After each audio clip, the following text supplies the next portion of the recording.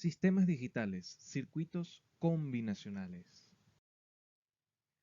El día de hoy veremos una serie de circuitos combinacionales que su objetivo es cumplir una función específica.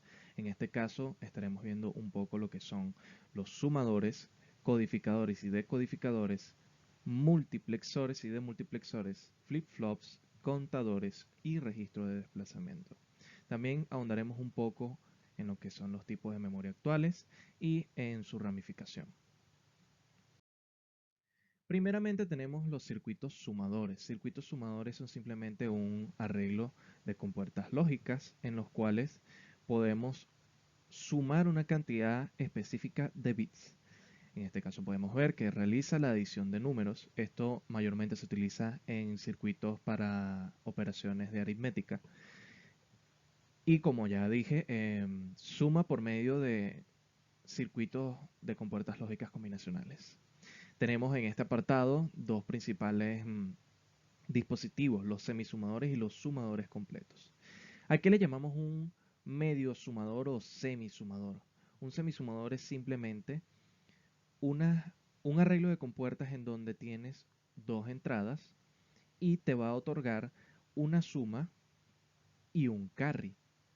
La suma y el carry quieren decir que los dígitos que se están utilizando para sumarse darán una operación en binario resultado, la suma. Por ejemplo, aquí tenemos que 0 más 0 da la suma igual a 0, ¿correcto? 0 más 1 da la suma igual a 1. 1 más 0 da la suma igual a 1.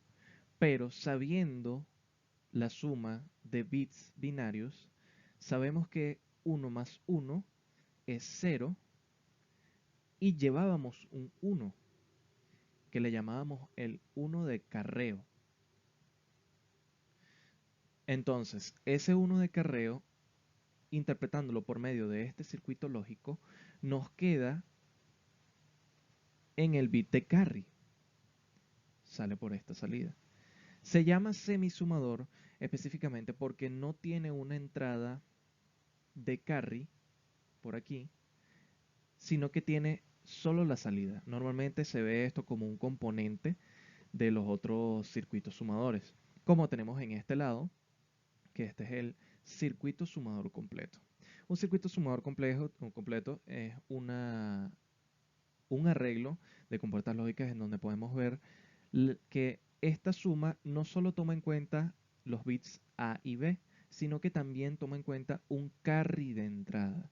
Esto quiere decir que con más sumadores completos podríamos hacer un sumador de más de 2 bits. Podríamos hacer un sumador de 4 bits, 8 bits sucesivamente, dependiendo de cuánto sea lo requerido. En este caso podemos ver que tenemos la misma tabla de la verdad en cuanto a los valores de la suma, pero podemos ver que aquí tenemos que 1 más 1 nos da el carry out igual a 1. La suma es igual a 0 y seguimos continuamente. Entonces, en este caso podemos ver que el único cambio evidente es este, en donde tenemos que A, B y C son 1. Entonces decimos que A y B serían 0, llevo 1. Entonces, lo tenemos en el carry.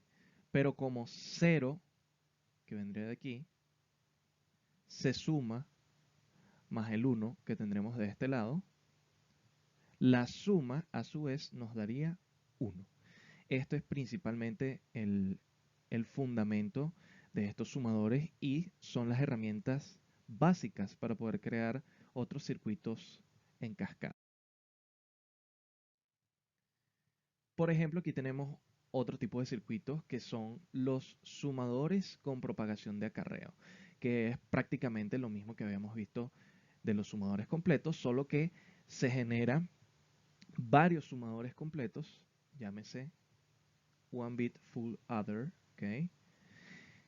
Y se ponen en serie unos con otros, de modo que el acarreo del primero venga a ser la entrada de acarreo del segundo.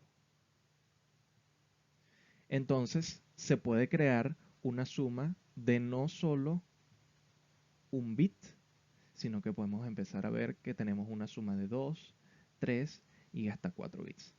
¿Cómo representamos esto de una manera más práctica? Tenemos sumadores en circuitos integrados. En este caso podemos ver que tenemos un sumador en el 7483, en donde podemos ver muy gráficamente, gracias a la representación, que tenemos dos conjuntos de números, llámese A3, A2, A1 y A0, que se suman con B3, B2, B1 y B0.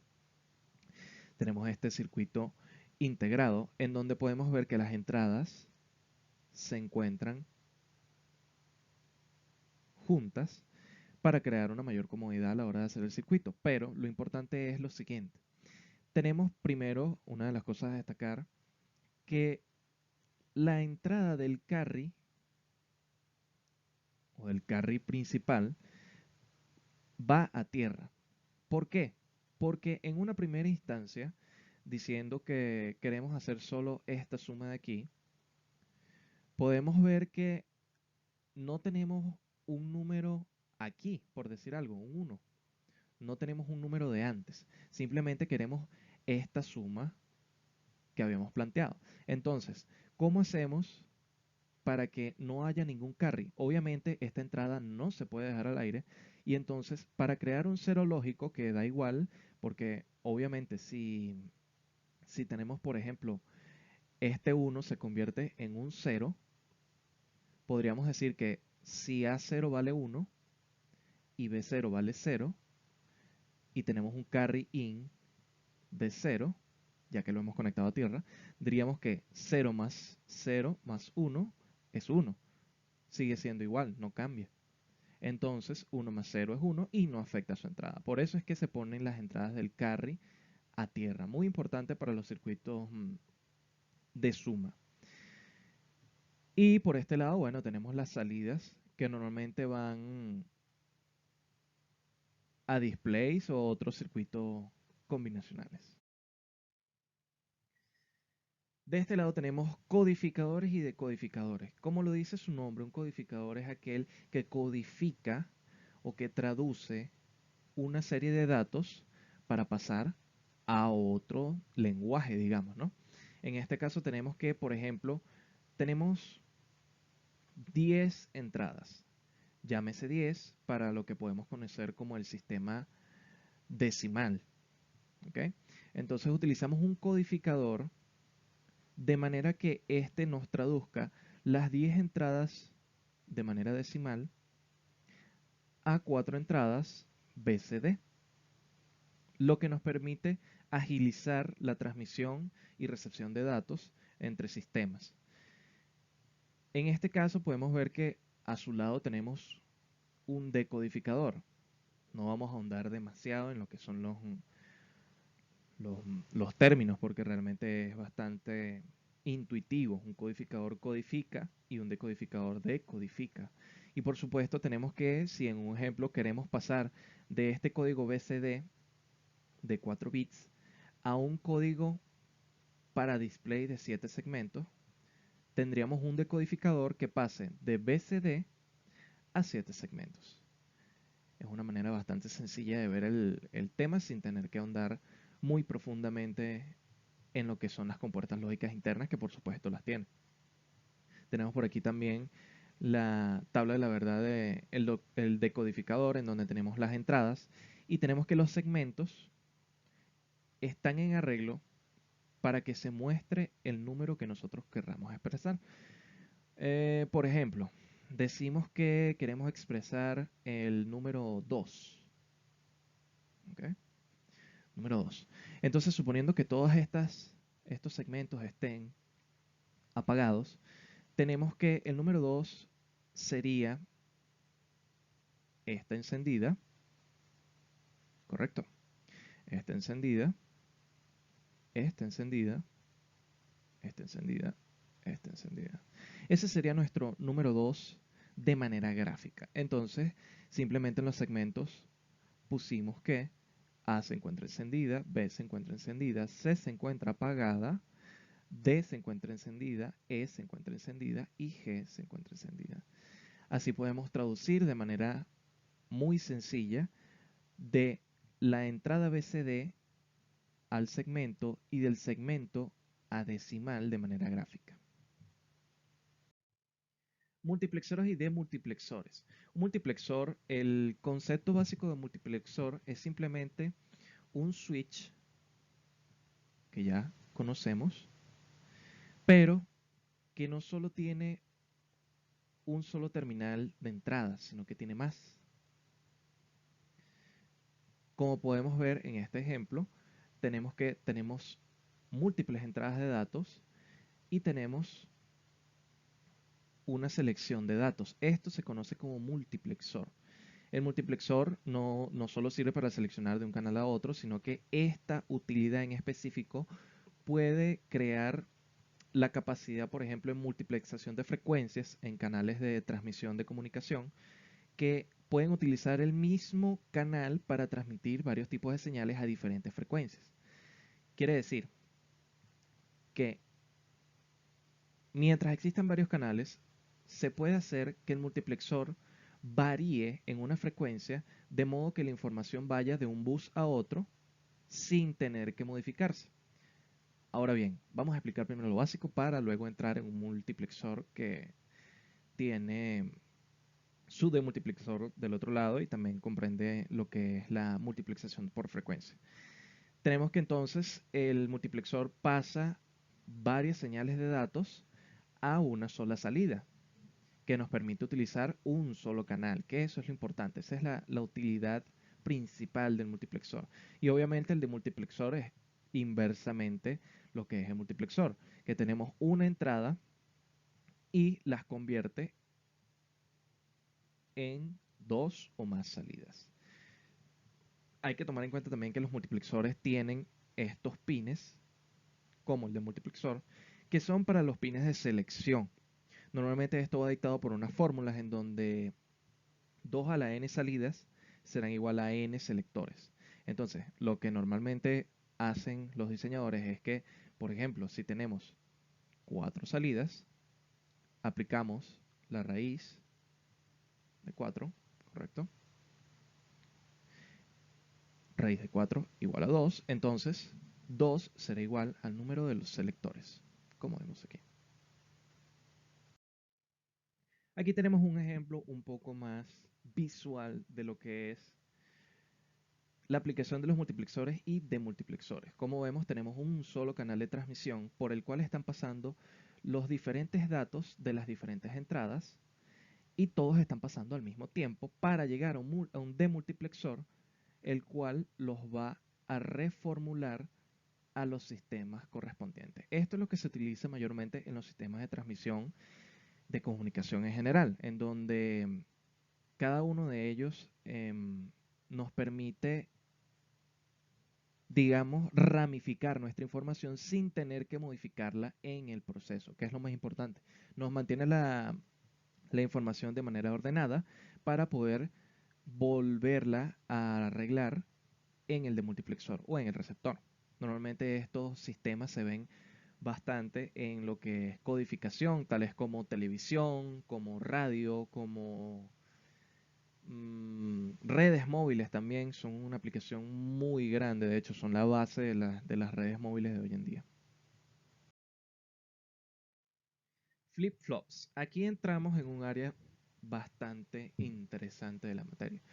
Un flip-flop es un orden de compuertas lógicas que nos permite almacenar o recordar un dato dependiendo de los estados de las entradas. En donde, por ejemplo, vamos a ver los tipos de flip-flops que tenemos. Primero, el de latch RS, o mejor conocido como flip-flop RS, en donde tenemos dos compuertas NOR que según el arreglo nos otorgan esta tabla de la verdad, en donde nos dicen que si las dos entradas son 0, el latch permanece en el mismo estado, que esto también se conoce como estado de memoria. ¿Ok? Estado de memoria. Tenemos la entrada S y R, que las entradas S y R, para traducirlas, esta se conoce como set y esta se conoce como reset, que obviamente desde su propio nombre podemos verlo que la entrada set indica que esto va a setear o a establecer un valor. Y la reset va a ser que se resetee ese valor o se borre. Podemos verlo más gráficamente aquí en la tabla de la verdad, en donde si tenemos que tenemos un 0 en S y en R tenemos un 1, el latch se reseteará. Pero si tenemos un 1 en el set y un 0 en el reset, el latch se seteará. Entonces, ¿qué queremos decir con esto? Que la salida Q, que llamaremos esto salida Q, cuando lleguemos a un estado en donde S sea 1, la salida Q será 1. La salida no Q será siempre inversamente a la salida Q. Entonces, decimos que cuando el set está activo y el reset está inactivo, el latch se pone en set, que quiere decir que la salida Q se convierte en un 1 lógico. Ahora bien, si aplicamos un 0 y 1, como conocemos en el reset aquí, vemos que la salida Q se torna a 0. Entonces, de ahí es de donde proviene el nombre reset, porque resetea la salida Q, nos da un valor lógico de 0. Entonces, ¿qué tenemos como ventaja y desventaja de este circuito lógico? La ventaja es que es maniobrable de manera manual, digamos, entre comillas, aunque todos son manuales, pero que podemos modificarlo a nuestro antojo con unos sencillos pasos, sin tener que aplicarle un reloj, como lo vemos más adelante. Pero tenemos que este es el tipo de latch más sencillo, es el latch, digamos, no analógico, pero digamos que es el latch fundamental, ¿ok? Pero la desventaja principal es que a la hora del diseño, los diseñadores tienen que tomar en cuenta mucho que en ambas entradas no haya dos unos. ¿Por qué? Porque tenemos que, por ejemplo, si queremos tomar a prueba esto, supongamos que la entrada set es igual a 1 y la reset sea igual a 0. ¿Ok? Entonces tenemos que las compuertas NOR, como veníamos diciendo, es un sumador que simplemente la salida está negada. Es así de sencillo, ¿ok? Entonces, empecemos por el 1. Decimos que aquí tenemos una suma de 1 que entra por el S y cualquier otro dígito que entre por aquí no va a importar, porque siendo una compuerta NOR, ya automáticamente cuando una de las entradas es 1, ella automáticamente será 1. Entonces, decimos que 1 que está aquí se niega y al ser negada pasa a ser un 0. Este 0 que sale a Q negado, lo vemos aquí, también se transporta a la entrada de la otra compuerta NOR. ¿Ok? Entonces vemos que tenemos 0 que se suma con 0, aquí habrá un 0. Pero como se niega, debido a que es una compuerta NOR, aquí saldrá un 1. Entonces, vemos que la salida Q es igual a 1. Eso cumple lo que es nuestro, nuestro arreglo de entrada de set igual a 1. Aquí lo vemos. Cumple la función. Pero ¿qué pasaría si tenemos un 1, 1 en vez de 1, 0, ¿no? Veamos. Entonces, si tenemos una entrada 1 y tenemos otra entrada 1, decimos que esta compuerta es 1, esta compuerta es 1, se niega en ambas, entonces las salidas son 0. Y aquí entramos en la incongruencia lógica. ¿Por qué? Porque siempre Q debe ser para Q negada la contraria. Entonces, si tenemos que Q es igual a Q negada, entramos en una incongruencia lógica y no podemos salir de este estado. Entonces, esto presenta una falla que no nos permitiría corregir este error a nivel lógico. En ello entró el flip-flop tipo JK o conocido como maestro esclavo también en algunos libros, en donde tenemos que primero hay un circuito lógico principal que controla un segundo circuito. No vamos a ahondar tanto en lo que es el comportamiento lógico interno, sino en su función en general, ¿ok? En donde tenemos aquí que aquí hay dos entradas, J y K, y tenemos una entrada de reloj. Ah, muy bien. ¿Por qué tenemos una entrada de reloj? Primero, se conoce que el HRS no tiene entrada de reloj, sino que es completamente dependiente de sus entradas. En cambio, a partir de ahora, los flip-flops se encontrarán dependientes de un reloj de entrada, el cual les hará cambiar dependiendo del estado en el tiempo en que se encuentre este reloj. Por ejemplo, tenemos que en cualquier circuito integrado vamos a encontrar esta pequeña flecha. Esta pequeña flecha junto a un CLK nos indicará el estado lógico que tiene que tener el reloj en un tiempo preciso para que él accione o bascule, como le dicen en algunos libros, ¿ok? En este caso en específico tenemos que el flip-flop tipo JK bascula en una en un flanco ascendente. Quiere decir que en cualquier tiempo en que el reloj se encuentre pulsando, por ejemplo, digamos que sea esto, tenemos que estos son los flancos. Entonces, un flanco ascendente se conocerá como esto y un flanco descendente se conocerá como esto. Entonces decimos que nuestro flip-flop solo se activará cuando haya un flanco ascendente y él leerá las entradas para reconocer y dar el dato en la salida. Entonces, por ejemplo, ya teniendo esto, tenemos que la tabla de la verdad eh, del flip-flop JK disparado por un flanco de subida, tenemos que si las entradas son iguales a 0, se quedará en estado de memoria, como vimos anteriormente en el RS. El 0 y 1 serán el reset, el 1 y 0 será el set, y el 1 y 1, a diferencia de, de nuestro latch RS, nos hará un cambio. ¿Qué quiere decir un cambio? El complemento del, de la salida, ¿ok? Que eso se ocasiona gracias a que es la corrección del RS frente al JK. ¿Okay? Estos dos circuitos nos permiten almacenar un dato de manera temporal mientras que su alimentación esté conectada. En este apartado tenemos los flip-flops tipo D y tipo T.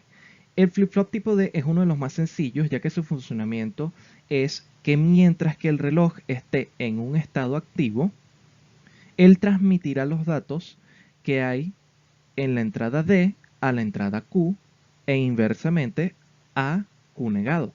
Entonces, mientras que el reloj esté en su estado inactivo, no importa que haya en la entrada D, las entradas siempre se mantendrán iguales. Como ven, no se modifican. Pero cuando el reloj entra en su estado activo, si por ejemplo tenemos en D un 0, a Q pasará a 0 y Q negada pasará a un 1, cumpliendo así su función lógica. E igualmente lo vemos en el caso de abajo.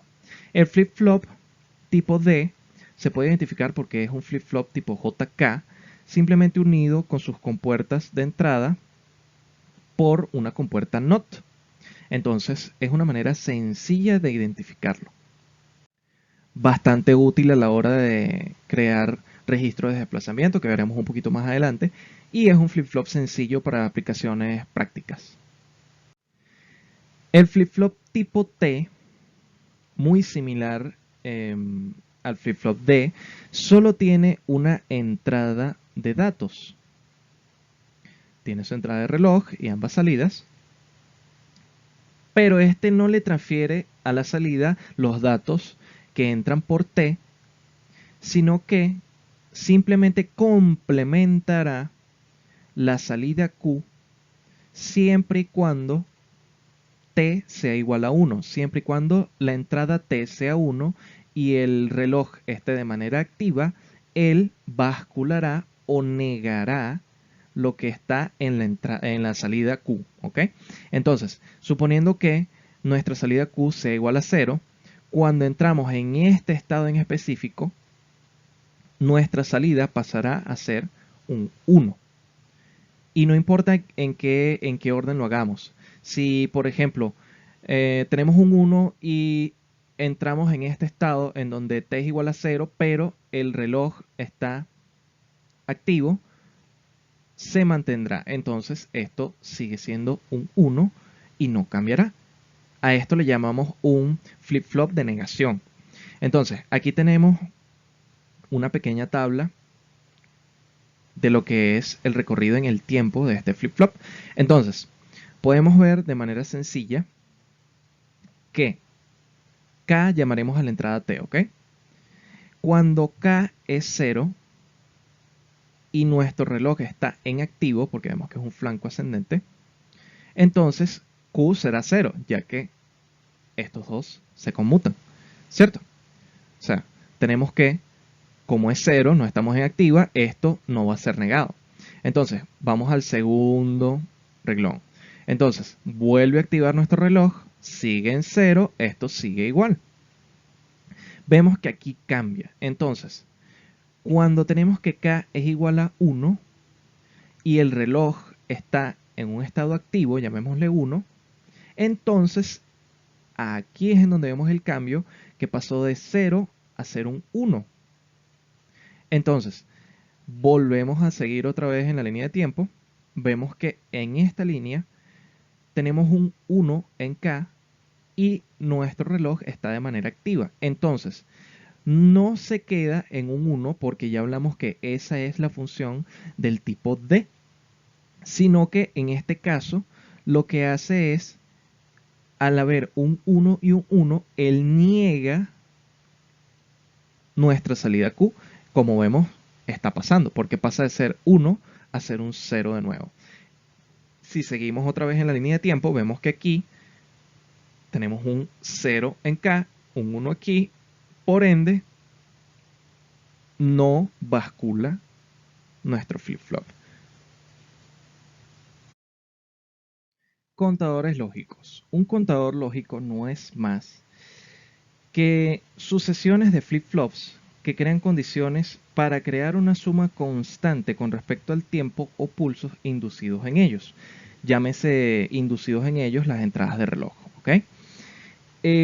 Cumplen la fórmula de el número de flip-flops, ¿ok? Número de flip-flops, llamémosle NFF, es igual a la modulación mod 2 a la n,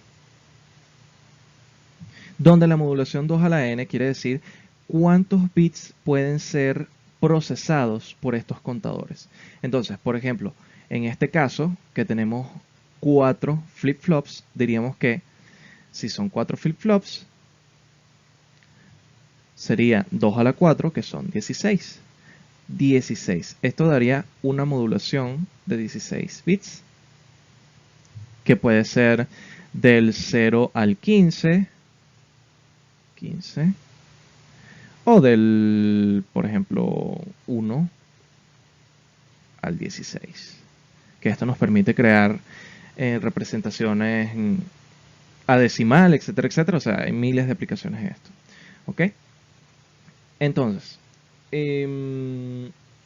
existen varios tipos de contadores. En este caso veremos los contadores asíncronos, que un contador asíncrono son la representación más simple de los contadores.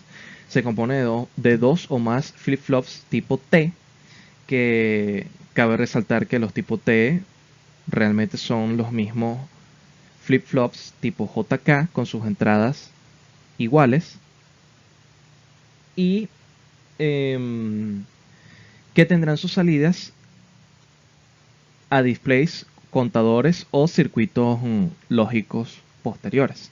Entonces, ¿qué es un contador asíncrono? En palabras simples, un contador asíncrono simplemente, como lo dice su propio nombre, es el que no está sincronizado por una misma banda de tiempo. ¿Por qué? Si lo vemos aquí en el diagrama lógico, podemos ver que todos los flip-flops están conectados en sucesiva desde la salida de uno hasta el reloj del siguiente. Entonces, esto crea que cada uno de los flip-flops tenga un pequeño retraso dependiendo del tipo de flip-flop. Normalmente los retrasos de los flip-flops son 10 nanosegundos. Entonces, quiere decir que si tenemos 4 flip-flops, habrá un retraso para el último de los contadores de un total de 40 nanosegundos. Esto representa un problema grave, ya que, por ejemplo, tenemos aquí un contador asíncrono con su tabla de tiempo y podemos ver en esta tabla de aquí que una vez, por ejemplo, aquí tenemos que es de flanco descendiente la activación, ¿ok? Entonces decimos que en cada flanco descendiente él tiene que bascular. Entonces, ya que tenemos un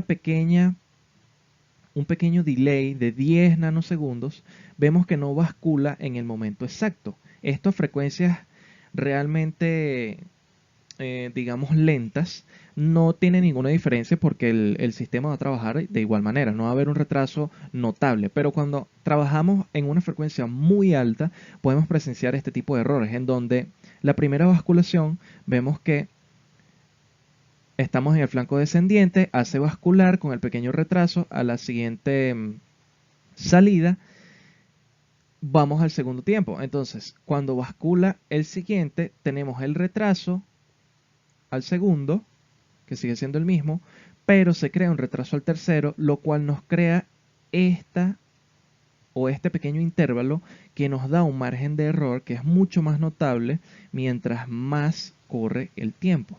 Entonces, este es el gran problema de los contadores asíncronos, que puede dar o siempre da a frecuencias muy altas errores de conteo porque crea dígitos que no deben estar en, en un diseño teórico pues, del sistema. Entonces, esto nos puede presentar bastantes problemas y de ahí es de donde proviene crear el sistema de contadores síncronos. Antes de seguir, cabe destacar que estos sistemas asíncronos, así como los síncronos y cualquier otro tipo de contador, utilizan los métodos de flip-flop tipo T, ya que si tenemos una salida en 1, la siguiente estará en 0 y esta basculará dependiendo de la entrada que tenga. Entonces, por ejemplo, si tenemos que todas las entradas están en un 1 lógico, por decir algo, ¿no? Tenemos que todas las entradas están en 1 lógico, siempre y cuando estén inactivas, ¿no? A la hora de activarse, veremos que esos unos lógicos se verán corregidos, ya que como dijimos, la salida de un flip-flop tipo T negará su salida dependiendo del estado que entre. Entonces decimos que si este bascula y se convierte en 0, aquí estaría entrando un 0 y iría haciendo la cuenta progresivamente, lo cual nos variará la salida de una manera sucesiva y de ahí es de donde provienen los contadores como tal. Vemos por otra parte los contadores síncronos, como dice su nombre, están sincronizados y en el arreglo circuital lo podemos ver un poquito más claro, que todos sus relojes o todos los relojes de los flip-flops están conectados a un reloj principal, que llamaremos aquí C.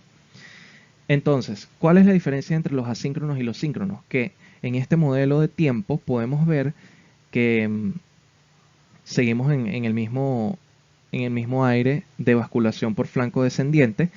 Vemos que cada uno de los retrasos que existe en la tabla va a ser mínimo, porque va a ser exactamente el mismo, ya que todos los relojes están en un mismo estado. ¿Cuál es la condición para que cambien? En vez de estar todos los relojes, los relojes conectados a la salida anterior, creamos que la condición de las entradas de cada flip-flop sucesivo tengan que ser la condición de un 1 lógico para que pueda cambiar. Por eso es que se añaden estas compuertas AND previas a las entradas de los flip-flops para que no haya una basculación errónea. Entonces, al tener un reloj en común, tenemos que ellos bascularán al mismo tiempo. Por ende, el retraso que antes era de 40, ahora será simplemente de los 10, que es por el fabricante del flip-flop. Esto crea una ventaja a sobremanera porque estos se pueden utilizar a altas frecuencias y no dará un margen de error como lo dan los contadores asíncronos. Por otra parte, tenemos que existen los contadores ascendentes y los descendentes. La única diferencia en cuanto a los contadores es la entrada del reloj, ya que el esquema circuital va a ser exactamente el mismo con los flip-flops en secuencia, pero lo único que cambia es esto de aquí, en donde aquí, por ejemplo, tenemos que este flip-flop se va a activar con un flanco ascendente debido a este símbolo que está aquí. Entonces, como vemos en esta figura, tenemos que él se activa en un flanco ascendente. Y este otro de aquí, podemos ver que el reloj tiene el símbolo de activarse con un flanco descendente, como vemos aquí. ¿En qué crea la diferencia? Que un contador descendente, llamémosle descendente del 111, ¿verdad? Que tenemos en este caso, al 000, se crea con contadores de flanco ascendente. ¿Por qué? Porque en un primer estado los flip-flops estarán en 0. Una vez que se active el primer flanco, basculará la primera Q, digamos, basculará la segunda y basculará la tercera. Entonces, decimos que el primer valor será 1, 1 y 1, que podemos traducir al lenguaje decimal un 7. De esta manera se crean los contadores descendentes. Ya vemos aquí el funcionamiento en el tiempo de la misma secuencia de flip-flops explicadas anteriormente. Y por otro lado tenemos los contadores ascendentes, que por su parte trabajan con un flip-flop que tiene acción en el flanco descendente. De manera que se creará el estado principal, que es 000. En la primera basculación veremos que la primera cambia a 1, pero como es un flanco ascendente este de aquí, el de abajo no cambiará, entonces queda en 0. Así sucesivamente para los otros que están debajo. Entonces, esto nos creará una condición de 1, 0, 0, 0, que podemos traducir a un 1 lógico, o un 1 decimal, mejor dicho, en este sistema, y irá ascendiendo con respecto al tiempo. Estos son los sistemas más utilizados, se pueden utilizar en cuanto a contadores de tiempo, calculadoras, etcétera, etcétera. Estos son básicamente el fundamento de los relojes de frecuencia de los computadores, artefactos en general que utilicen procesadores lógicos. ¿Okay? Registro de desplazamiento. Un registro de desplazamiento es sencillamente un circuito destinado a registrar el desplazamiento de datos de la entrada a través de varios flip-flops, normalmente conformados por flip-flops del tipo D, gracias a que pasan sus datos desde la entrada hasta la salida. Estos registros, como vemos en esta siguiente gráfica de tiempo, van a pasar el estado de este dato a través del tiempo por los múltiples flip-flops. ¿Okay? Tenemos que, por ejemplo, el flip-flop 1, digamos, ¿ok? El flip-flop 0, perdón, el flip-flop 0 tiene una entrada de datos que es la siguiente. Entonces, verifiquémoslo a través del tiempo. Tenemos que el reloj nos va a accionar cuando esté en un flanco ascendente, como vemos aquí. Entonces, tomando en cuenta obviamente el retraso de 10 nanosegundos y teniendo en cuenta que estos son flip-flops con reloj común, tenemos que siempre que el flip-flop, el reloj esté en un estado de flanco ascendente, el dato se verá copiado, digamos, a su salida Q. Entonces, veamos. Decimos que en una primera instancia, cuando el reloj entra en estado activo, el dato está en 0. Entonces, si vemos aquí, el dato continúa en 0. Yendo al segundo estado activo, vemos que el dato pasa a ser un 1 lógico. Entonces, tomando en cuenta el delay, vemos que pasa a ser un 1 lógico, nuestra salida Q0. ¿Ok? Entonces, llegando a la segunda, vemos que nuestro clock marca un flanco ascendente en donde el dato pasa a ser 0. Tomamos en cuenta el delay y el dato efectivamente pasa a ser 0. Así sucesivamente a través del tiempo, y como vemos, los datos presentes o el dato presente de entrada sí se ve exactamente igual que los datos de salida. Podemos compararlo evidentemente con este dato de Q1 en comparación al dato D, que es de entrada. Los registros de desplazamiento son útiles en diferentes tipos de aplicaciones. Uno de estos es el multiplicador en serie, que realiza la multiplicación mediante sumas y desplazamientos. Esto es un circuito integrado combinacional un poco más avanzado que tiene otro orden combinacional. Tipos de memorias. En este apartado vemos que las memorias actuales tienen unas capacidades enormes de terabytes, pero los tipos de memoria se basan siempre en los mismos fundamentos, o sea, tienen el mismo principio. Estas se dividen en diferentes categorías, esta vez veremos estas 4, en donde basadas por su volatilidad tenemos las volátiles y no volátiles. Las volátiles son aquellas que pierden datos cuando no se encuentra activa la fuente de poder. Esta podemos presenciarlas en las computadoras, en tarjetas RAM mayormente, porque si vemos las tarjetas RAM pierden la memoria como tal, o sea, no conservan una serie de datos, sino que los pierden una vez que están apagados. Y están las no volátiles, que son aquellas que, obviamente, al contrario que las volátiles, conservan el estado de los datos aunque su alimentación esté desconectada. Este último ejemplo podemos verlo en memorias USB, que si vemos cuando las conectamos al computador, podemos introducir una cantidad de datos y estas, aunque no estén alimentadas, van a mantenerse constantes. Esto también lo podemos ver en circuitos integrados programables, en donde estos circuitos pasan a ser de solo lectura hasta que, por ejemplo, en estos circuitos que son de corregido mediante corrección de luz, ¿okay? Hay algunos que son como estos, que son reprogramables o le borran los datos mediante fotoceldas que tienen internamente.